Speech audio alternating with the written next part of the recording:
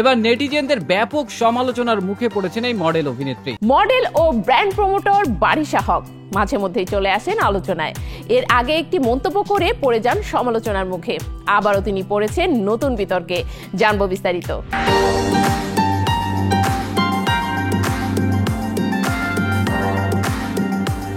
বাংলাদেশের শোবিজ অঙ্গনের মডেল অভিনেত্রী বারিশা হক। অভিনয়ের থেকে মডেলিংয়েই বেশি দেখা যায় তাকে। সামাজিক যোগাযোগ মাধ্যমে তাকে নিয়ে মাঝে মাঝেই হয় চর্চা। এবার নেটিজেনদের ব্যাপক সমালোচনার মুখে পড়েছেন এই মডেল অভিনেত্রী। কিছুদিন আগে একটা অনুষ্ঠানে পরে যাওয়া একটি পোশাক নিয়ে ব্যাপক সমালোচনা শুরু হয় সামাজিক যোগাযোগ মাধ্যমে। সমালোচনা হলেও বারিশা অবশ্য এতে তেমন গুরুত্ব দিচ্ছেন না।